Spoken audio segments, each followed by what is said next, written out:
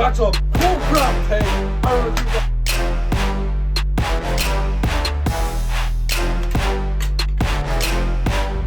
you How could you just say it doesn't matter? We're talking about a guy who went in. The Detroit Pistons are trading Detroit Pistons to the Chicago Bulls. Yeah.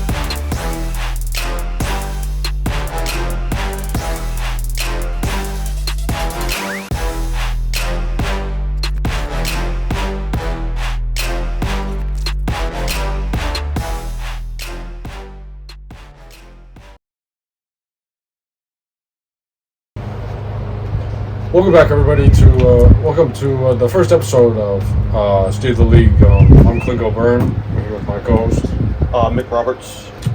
Here on the State of the League, we go through all of the PBL action, all of the insights. You'll get that today. Later, we'll talk about some trades later on with our League Insider. But for now on, we're just going to talk about a little bit about the offseason, a little bit about going into the season. So right off the bat, new rules. Let's talk about the new rules. So, you want to outline those? The biggest thing we're introducing into this part of the league is the shot clock. Shot clock era is upon us. It's going to be probably a 24-second shot clock, and is that permanent or is that under review?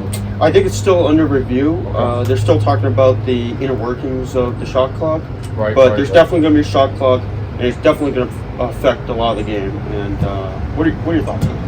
You know, I think this is something that's going to affect. I think this is just overall better for the league. You know, it's going to speed up the games a lot. It's going to eliminate all the back down cheese, which kind of sucks for some players. But you know, we want to be a shooters league. This is no one wants to see people get back down for 60 seconds at a time. So you know, overall, this is a good change. I think games will be funner to watch. This will bring more exposure to the league, and games will be better overall. That's what I'm going to take away from that. Anyway, so moving on. So a little bit later on the show, we'll be joined by David Booz, League Insider, to get some more insight into the many trades that happened today. As you know, today is the start of free agency. 12 o'clock, free agency began, and there was some banger trades that happened. You want to talk about some of those? The big blockbuster trade was for one of the highest seeds in the power rankings, the Huskies. And what happened was Brady Watt from the Huskies got traded to the Los Angeles Clippers, and they received Dominic DeRusso for the trade, and that instantly shot the Huskies up in the power rankings, and the Clippers are looking to rebuild off that. So that's one of the big trades. I mean, Huskies in a position to contend for a title. Absolutely. I would argue. I mean, one of those teams that just two of the vets of the league, beginning players that came into this league. So I'm optimistic that they can make a deep run this year. You know. Yeah, absolutely. What's the other one that happened this morning? I can't put my finger on it. It was the Nuggets trade. That's right. So the Nuggets, one of those teams that had a pretty poor season 2, and they're looking to improve their team, and they went out and made a huge play, getting the league MVP Drew Gnotic from the Dallas Mavericks. And the Dallas Mavericks are one of those teams that need a rebuild as well, so they opted to trade their best player away from some future picks and start that rebuild process.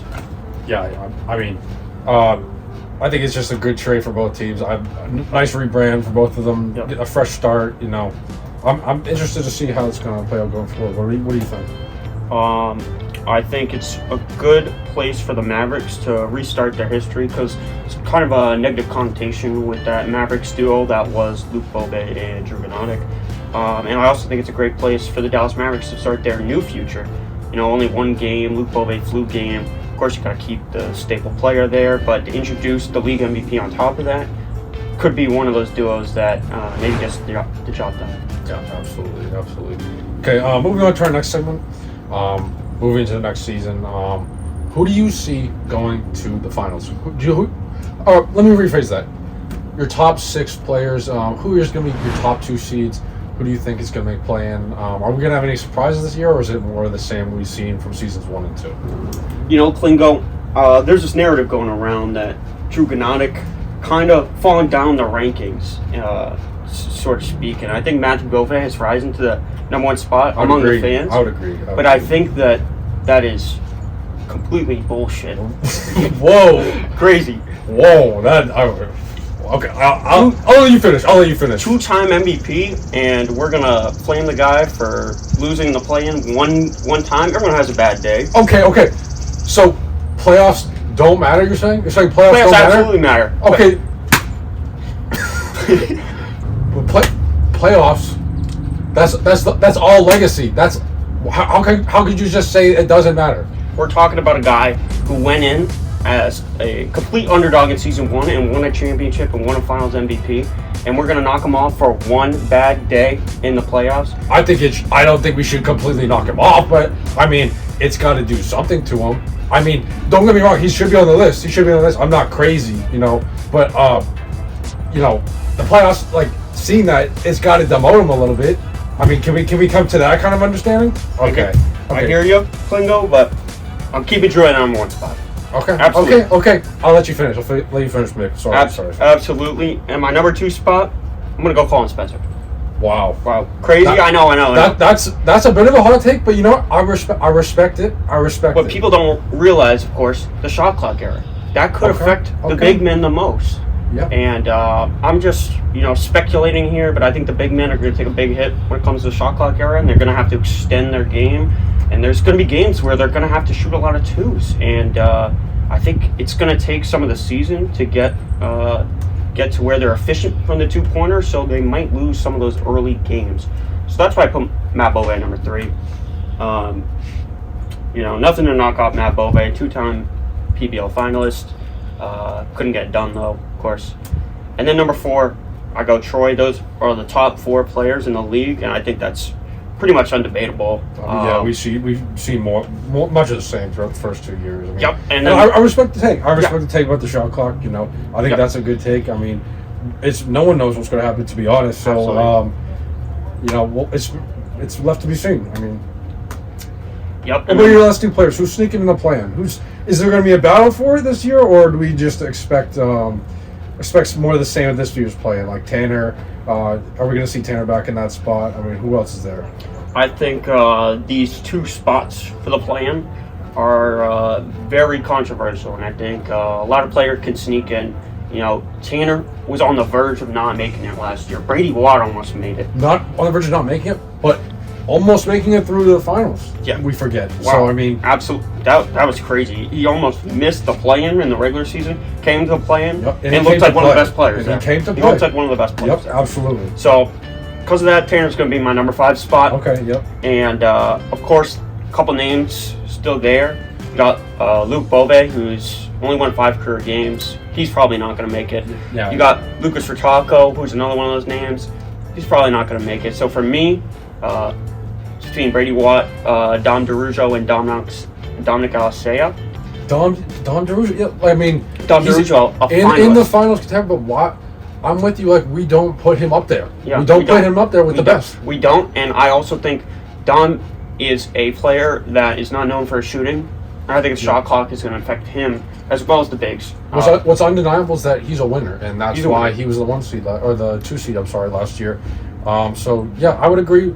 He sneaks in there. I think I would change around like the first 4 people a little bit, but we're just nitpicking at this point. More of the same for me. So let's go to some hot takes. What do you expect? What are your hot takes from this season? One of my biggest hot takes this season actually is that Dominic Alicea is going to be a Defensive Player of the Year finalist this year. Wow. That is a hot take. What people don't understand is the shot clock era. It's going to introduce a lot more defense, and you don't necessarily think that way, but less time means players have to make quicker decisions, which means there's going to be a lot of mistakes, and that could be forcing up bad shots, that could be turning the ball over, and I think players that are normally good on defense force their player to pass the ball out, such as Dominic Alicea. Those players might have to force shots now. And we could be seeing a Dominic Alicea maybe 2 blocks per game this season. And I think it's definitely one of my hot takes this year. Yeah, that's interesting. I think for one of my hot takes, I'm going to say Luke Beauvais. Luke Beauvais wins seven PBL games. 7 PBL games. Does that mean he makes the play-in in your That book? must, because if you were over 500 last year, you made the play-in. So, Luke Beauvais, let's change it. Let's flip the script a little bit. Luke Beauvais is going to the play-in. Absolutely insane take. Absolutely insane. You don't see a universe when this can happen. Even with the shot clock era, even with the shooters league now, you don't see that happening. We're talking about a player who's won 5 games in his entire career. You're going to throw him into 7-game territory in one season? I don't see that happening. I don't see it. Luke Beauvais, have you seen the offseason videos? Because I have. Losing weight, dropping over 50 pounds. He's a contender to make it. I think this isn't such a hot take after all, and I think you'll come to see that. We're falling right back into the trap of the Luke Beauvais offseason. Happened last year, came in, won 3 games, and then what happened? We're right back to If it. he continues the momentum, Right back to it. coming in early, if he continues it throughout the season, like he did the start of season 2, and if he continues that throughout the year, why not? Why not Luke Beauvais? Okay, anyway. Going on, so obviously, massive day in free agency. We're going to go to our League Insider David Booz to get the latest on the news of our trades and to get some insights into each camp and what our players are doing in the offseason. All right, I think we have David on the line. David Booz, League Insider. How are you? Burn, baby, burn. How we doing, Clingo? Hey, you know how it is out here. Crazy day here on the studio. As you know, I mean, I'm sure your phone's blowing up all day. What can you tell us about the trades so far? What's been going down?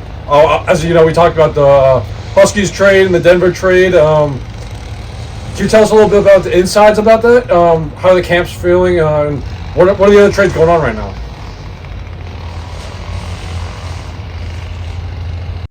Yeah, absolutely, man. So the Clippers and UConn trade, obviously, Brady Watt traded for Dominic DeRujo. Also in that trade, the Clippers get a 2025 first rounder that's top 10 protected because not many people know this. It was actually a little bit under the radar. Dominic DeRujo had a meniscus injury in his offseason, so he's coming off that. But UConn's looking scary this year. Obviously, him and Troy, two of the original players from the league. Obviously, very experienced team. I'm expecting them to make a deep run here. And the Denver Nuggets trading with the Dallas Mavericks. Mavericks get Tanner, 11th overall pick in this draft, and a first rounder in next year's draft for Drew Gnatic, the league MVP. Denver making a big swing there, even though they still have Luke Beauvais. He is looking to make a big jump this year. As you mentioned before, he's looking like he's a whole different player this year. And the Mavericks taking Tanner, a young shooter out on the wing. Him and Beauvais is a dynamic backcourt, but they might be looking to more, stack up assets for the future. 11th overall pick added to their own pick this year, and plus they have 2 first rounders next year, so their future is looking good. Okay, well, those are the big ones out of the way. What are the smaller trades going around the league so far? What's been happening? Yeah, another trade. I would call this one anything but small because the biggest player in the league, Matthew Beauvais, is getting sent to Providence for Brady Watt. Now, this is Brady's second trade that he's involved in, which may, it may mess with the heads of the viewers a little bit, but don't worry, it all will make sense in the end. Brady and the second overall pick are going to the Auburn Tigers in exchange for Matthew Beauvais, who's going to Providence to play with the Friars and Lucas Rutaco. That is an interesting team now because Taco and Matt both have that size. Even though they might not have that outside prowess, they don't really have any guards. They are a big body team, very old-fashioned, kind of 1970s style of team. And then Brady and Lucas have now the second overall pick in this year's draft. That is potentially a piece that, they could move that second overall pick, but I think they're going to sit on it and take the best player available. Another trade that we have here. Colin Spencer. He is on the Memphis Grizzlies with Troy Spencer, who just recently won his NBA PBL championship. He is getting traded from the Washington Wizards to the Toronto Raptors to play with Dame up north. Toronto, that is a scary lineup. You got Colin out on the outside dropping bombs, dropping absolute daggers, and you got Dame inside beating kids up, playing that bully ball that you love to see in this PBL league. And then the Wizards, they get Tanner, his second trade, and the 8th overall pick. That is a premium pick, and those Wizards down in Washington, Tanner and Dame, that's not a duo to sleep on. Plus the 8th overall pick, plus their own pick this year, that's a team to watch out for to make a run in a year or two. Hold on, I'm getting a call. Oh, okay. He's gone. He's gone. Okay. Oh, he's back.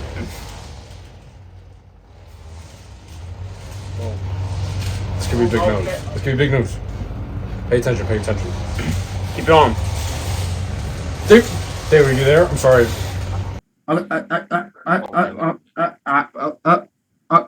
Okay, all right. Wow, so a big one just came in here.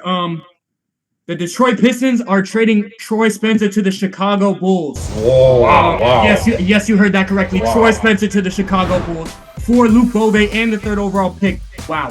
The Bulls are swinging for the fences here. They believe that a dynamic duo of Troy and Dominic Alisea is enough to get them over the top in this PBL season. The Pistons. Whew, wow. They're getting Luke Bove, new version of Luke Bove, and the 3rd overall pick. Wow. I mean, that's just a blockbuster. It's just, wow. The Eastern Conference just gets all the more competitive after that one.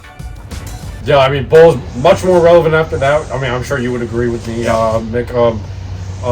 Honestly, great trade from both teams. I think no one's really made any mistakes here in free agency so far. I think all these teams are showing that they have reliable GMs that can make these moves. Yeah, I mean, this is just a great trade for both sides. I'm excited to see both these teams how they perform this season. Absolutely.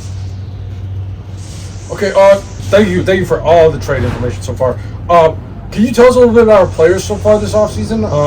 And I've been seeing some beef pop up on Twitter. Can you go into that a little bit? Colin Spencer and Dominic DeRusso both were in the finals last year. A lot of tension there. You can see there was a little bit of a Twitter beef there, actually, where Colin was calling Dom D a monkey, where Dom D was striking right back, calling all different kinds of names. So that was a little bit of fireworks there, a little thing to follow on social media if you just so happen to have it. But I just gotta say, this is one of the most interesting off seasons in the history of the league. It's obviously the first year where we're getting a lot of transactions here, but the storylines are endless. Luke Bove coming back in even better shape after came back in better shape season 2, gonna be in even better shape season 3. Unbelievable. And then there's his brother, Matthew Bove. Made it to the finals 2 years in a row, lost them both. A lot of people were saying that he was faking his injury in the finals, and I can't put it on good authority that it was true, but that's how social media gets. It's a crazy place where a lot of rumors are flying, and you never know when there's a little bit of truth to that. Troy and Colin Spencer, obviously the first brother duo to ever win a championship as a team. To Dom D, obviously, as I mentioned earlier, coming off injury this offseason and losing the finals. That's fucking tragic. Absolutely fucking tragic. Dame, he's a great guy. And then Tanner also is a good guy too. So, I'm just really excited. And I forgot to mention Lucas Rataco. He recently committed to San Diego State University in real life. So he's going to be across the fucking country after this summer. And there's Brady Watt as well. Yeah, David, it's Mick here. I wanted you to go into detail, specifically talking about Luke Bove, and why is this Season 3 off-season different from Season 2?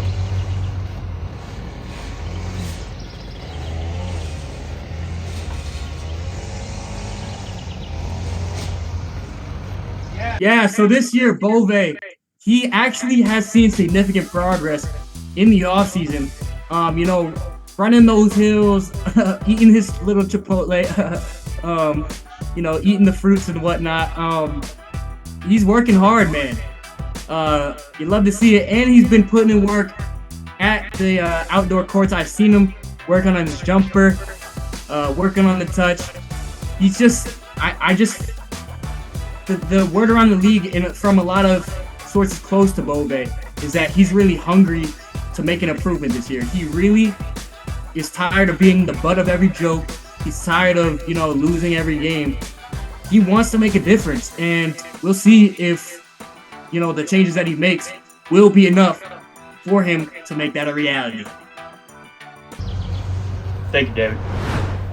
All right, well, with all the free agency talk around, who was our number one? We got into this a little bit earlier, talking about how you think Drew is still at the top of the league. What about Matthew Bove? I think, despite the shot clock era this year, Matthew Bove rises to the occasion, becomes the number one player in the league this year. What do you think about it? You still on Camp Drew right now? Are we still on Camp Drew? You know what? I'm actually on Camp Troy. All right. Troy. Camp Troy. Okay. Might not be the best record in the league, but we're talking about the most valuable player in the league. It's Troy. No questions. The intangibles don't get votes. At the end of the day, we could. But my sources are telling me that Drew Ganatic has put on 20 pounds of muscle in his offseason. With the shot clock era. Yeah, he is looking to build off of those two dominant first seasons of MVP caliber play and see if he can even further build off of that by adding that muscle and, bulking up and playing more bully ball in the paint. Okay, yeah. Back to what we were saying. Because obviously, he was great in those first couple of seasons, but if you look at him on the film, you can just see that he's not fully filled out in terms of his body. Now, what they're saying, at least, what I'm hearing, is that he's looking like an absolute fucking tank this year. That's what I'm hearing, but I don't know. Do we have the photos to prove it? Let's put them up right now. Definitely looking a little bigger. Yep, you could see the definition. Maybe shot clock era is coming, so I don't know how much it's going to help, but we might have to start drug testing. That's all I'm going to say. Okay, back to Troy Spencer. Like I said, intangibles aren't going to get you votes. Are we talking most valuable player here, or are we talking most valuable player here? Because who's going to win the award? You say intangibles don't get you votes. Look at the Defensive Player of the Year award. Last 2 seasons, arguably Matt Bove is the best defender in the league. I would agree with that. Troy Spencer wins it both times. Highway robbery. Troy Spencer wins it both times. That's another discussion for another day, though. Why do you think that is? It's because at the end of the day, the players are the one voting for the awards. They care about the intangibles in the league, and Troy Spencer's got those intangibles. He's got the defense that you don't see in the stat sheet necessarily. Well, I mean, stats. At the end of the day, Drew just averaging too many points to ignore. You can't ignore those stats. I mean, he's averaging basically a double, 13 points a game. What? You can't ignore that. You just can't. I mean, Troy can average 8 and 8 and 8, and you know what? It still doesn't matter because points are so valuable in the eyes of the players anyway. A lot of discourse around the league is about how there's a lot of empty stats going around. A lot of players inflating their stats when it doesn't necessarily matter, and I feel like that's the case for a lot of players. But I just think that in a player like Drew Ganatic, where you see him doing it year after year, it's hard to question the validity of those stats. Whereas, you see a player like Matt Bove, he lost in the finals twice. I mean, what does that tell you? I'm going to stop you right there. I'm going to stop you right there, David. And then Troy Spencer, he was injured the first season, Dude, I'm going to stop you right there. Second season. Is that a fluke? Can he keep it up? We'll find out in this upcoming season. I'm going to let him finish. Going back to that, David, I have a rebuttal for you right there. You said Matt Bove, didn't make the finals or lost the finals twice. What about Drew Ganatic? I think he only made the finals one time. Is that correct? Am I correct there? Are we talking about this? Are we really going to talk about this? What about advanced metrics? Do we want to talk about this more? Let me stop you there, Clingo. At the end of the day, it's who wins the championship, not who makes it. classic LeBron and Michael Jordan debate. 6-0 is better than 4-10. Okay. Like, whatever, dude. Okay. That's the exact point I was gonna make. I mean, as a player, you would much rather be 1-0 in the finals than 0-2. I mean, it's not a debate. Absolutely. All right, I'm gonna disagree. I'm gonna respectfully disagree with both of you on that, but looks like we're running out of time here. David, thank you as always. Great insights from the league. You're working so hard. I can see you probably haven't slept in like 2 hours. Like you don't probably get like 2 hours of sleep. Thank you. We thank you for your service on the show here, and I think the fans do too. As far as this episode goes, thank you for joining us on Steve of the League. We'll catch you in the next one.